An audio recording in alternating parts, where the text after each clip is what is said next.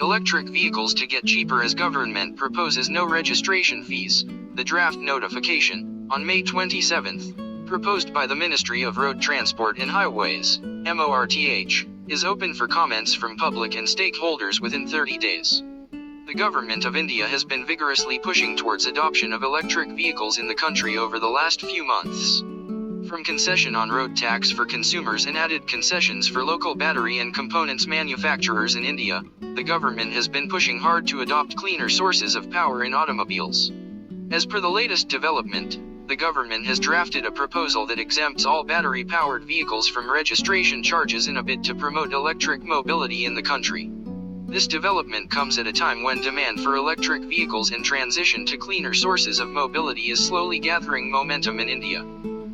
While issuing a draft notification, the Ministry of Road Transport and Highways, MORTH, has proposed to exempt all battery-operated vehicles, BOV, from payment of fees for registration of a new vehicle as well as renewal of registration. It also mentions exemption of fees for the assignment of a new registration mark. A copy of the above notification draft has been uploaded on the Road and Transport Ministry's official Twitter handle. The notification further stated that comments from the general public and all stakeholders have been sought within 30 days from the date of issuance. The draft proposes an amendment to Rule Number 81 of the Central Motor Vehicles Rules, 1989, which states the various fees chargeable to consumers including issue and renewal of trade certificate for vehicles, issue of registration certificates, transfer of ownership and more. Rule 81 of the Central Motor Vehicles Rules, 1989, will be amended accordingly. Exemption of fee rule will apply to all battery-operated vehicles, whether they are 2, 3, or 4-wheelers. Speaking of registration of electric vehicles, India sees higher cases of registration of vehicles running on 3 wheels, although 2-wheelers have also gained prominence ever since new electric vehicles brands have come into picture.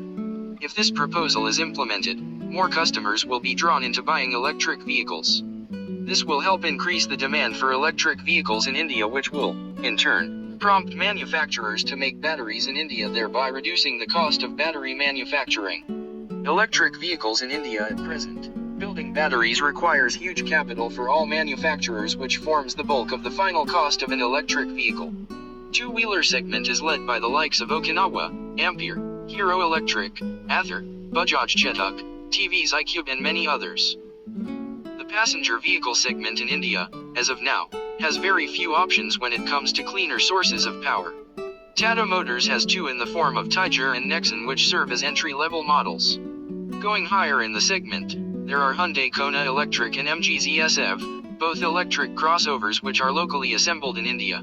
Apart from this, luxury marques such as Mercedes-Benz and Jaguar have launched their electric vehicle lineup with EQC and I-Pace respectively. Other makers such as Audi and Volvo will also be launching new electric vehicles in India in the coming few months. In December 2020, the government permitted the sale and registration of electric 2-wheelers and 3-wheelers without batteries. This was done in an attempt to lower the cost of electric vehicles and encourage the battery swapping industry.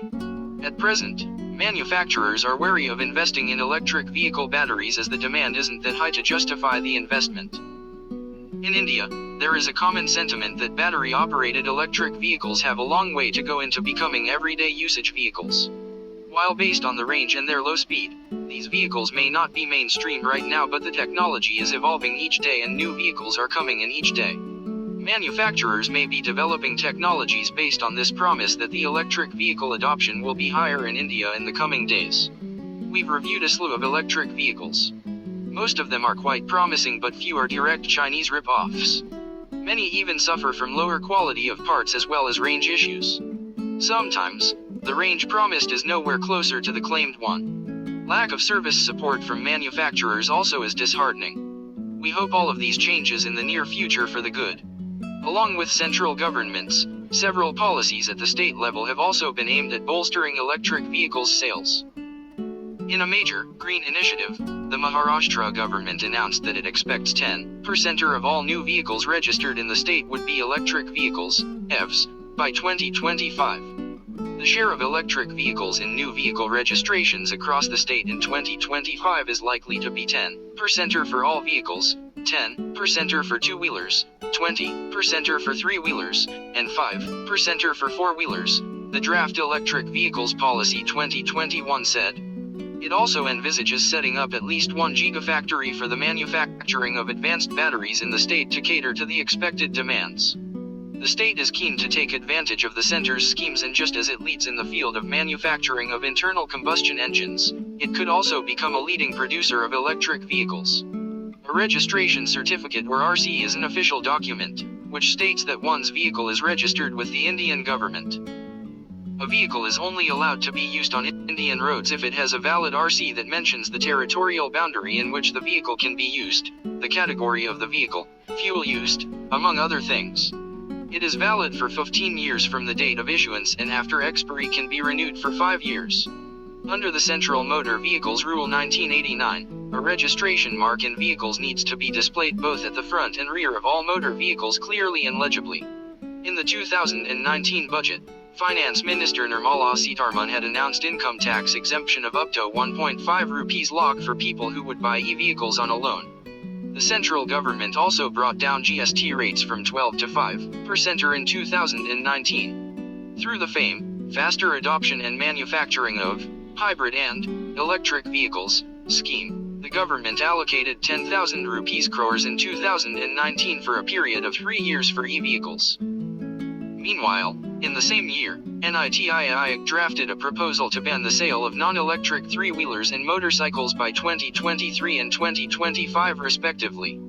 However, due to the economic slowdown in 2019, Road Transport and Highways Minister Nitin Gadkari confirmed that the government was not setting a specific timeline for the switch to e-vehicles, and would let market forces determine the speed of the transition. The notification states, provided further that, for the battery-operated vehicles as defined in Rule 2(u), the items given at SL number 4 of the below-mentioned table shall be exempted from the payment of fees for the purpose of issue or renewal of registration certificate and assignment of new registration mark. Rule 2(u) defines a battery-operated vehicle as a vehicle adapted for use upon roads and powered exclusively by an electric motor whose traction energy is supplied exclusively by traction battery installed in the vehicle, with certain exemptions.